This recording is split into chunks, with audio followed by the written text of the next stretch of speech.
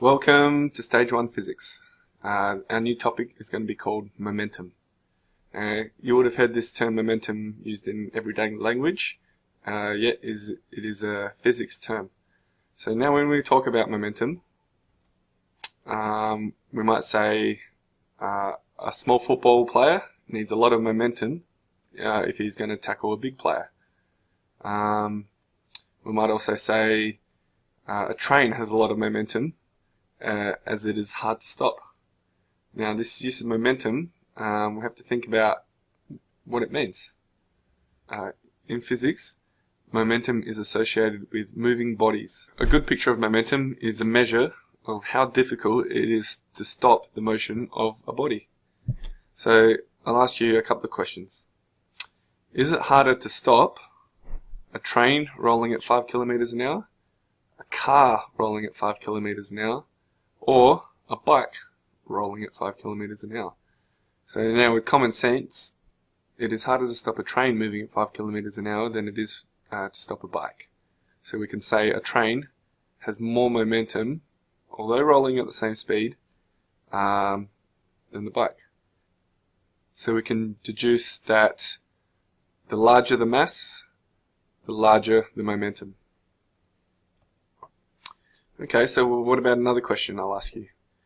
Would it be harder to stop a cricket ball moving at 5 meters per second, 10 meters per second, or 20 meters per second?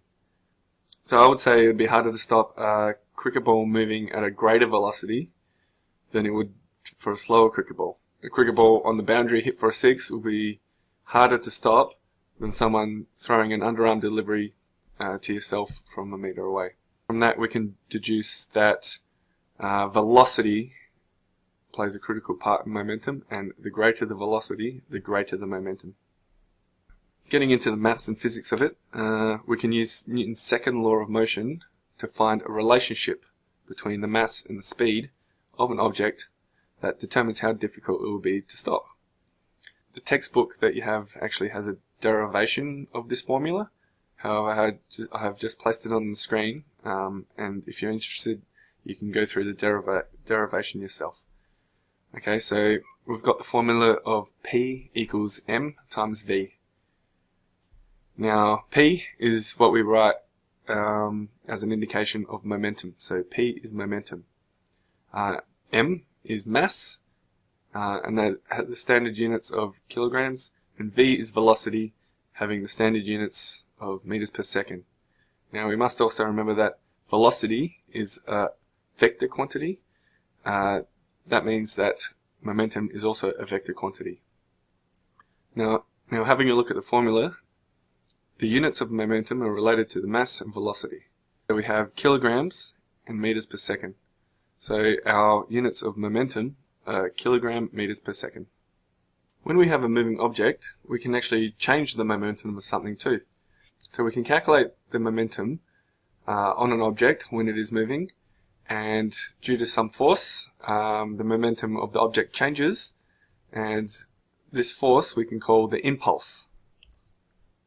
The change in momentum is due to this impulse, and it is a measure of how much force is applied for how much time.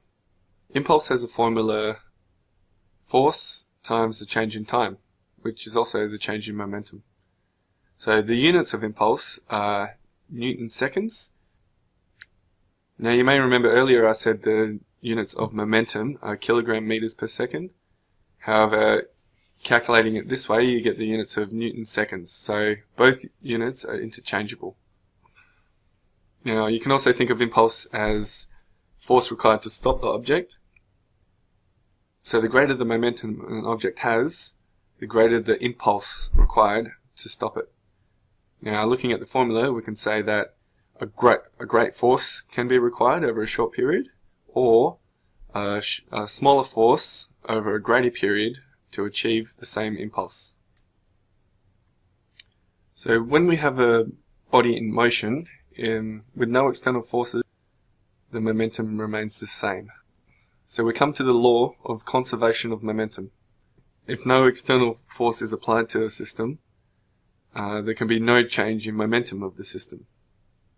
the total momentum of system bodies remains constant. So I've got a little animation here of Newton's cradle. When the external ball has energy granted to it by picking it up and releasing it, it has momentum that continues to the second ball. So this momentum is conserved and it actually passes through to the final ball where the momentum is transferred and the final ball continues the path. Now in an ideal world, this motion will continue forever. However, due to the friction and other losses, the cradle motion will eventually stop. To put it another way, the initial momentum a system has is equal to the final momentum of the system if no external forces are on that system. Okay, I've got some examples here of two-body collision. So this is a collision between two objects. Okay, so we start with the object, which is object 2, and it is in a stationary position. Now we have another object, object 1, which is moving at a certain velocity. Object 1 comes into contact with number 2 and a collision occurs. So they come into contact. In an elastic collision, the objects actually separate, yet momentum is still conserved. Now we can compare this to case 2, where we've got an inelastic collision. In this case, object 1 comes into contact with object 2, yet it sticks to it. They move as one object after that point. I've got a table here that summarizes that. So we can see the difference between elastic and inelastic collisions before and after. Now there are equations written here as well that can help you determine what the momentum is before and after collision for each object, or in the inelastic case, the final combined object. Okay, so I've got some key equations here that can help you solve problems that involve momentum, and these can be found on your formula sheet. I've got a glossary here as well of the key terms for definition purposes that I've covered in this lecture. My next video will be on solving problems using equations that we have learned throughout this video.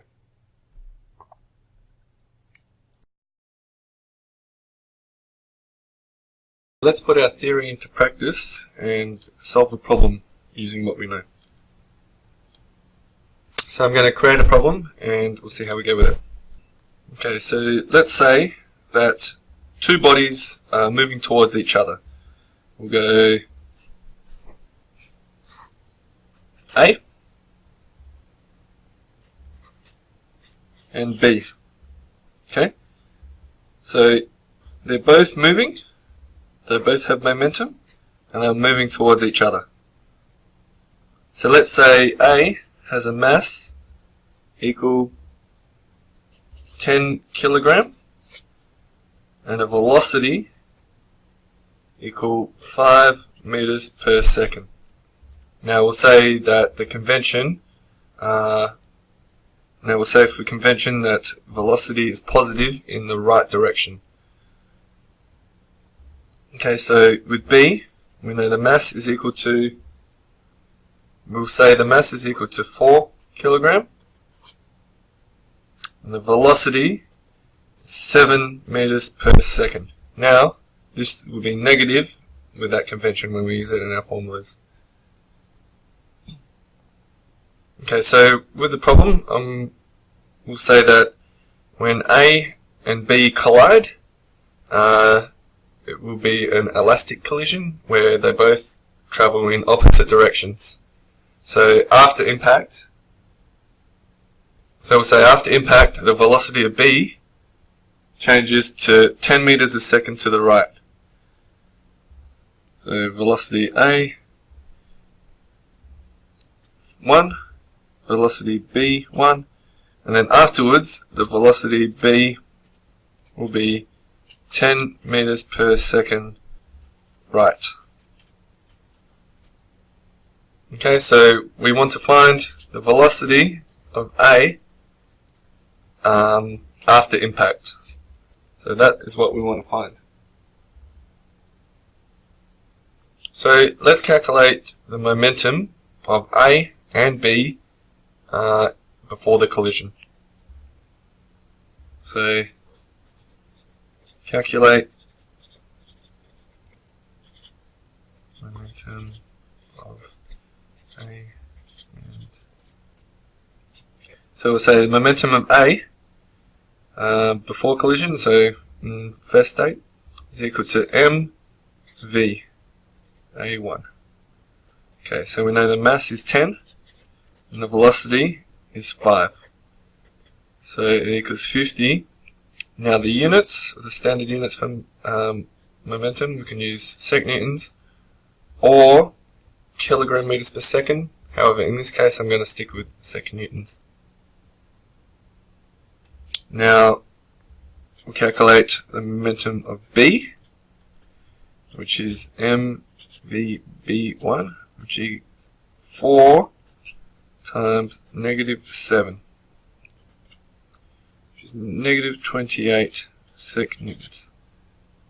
Now, as this is a one-dimensional problem, we can calculate the total initial momentum, as it is a closed system, by the combination of these two.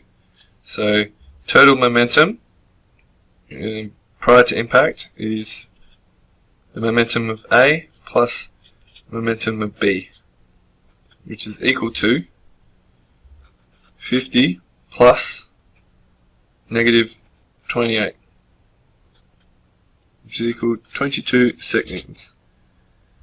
Now, due to the law of conservation of momentum, we know that the momentum of the system prior to impact is the same as the momentum of the system after impact. So what we mean by this is by conservation of momentum,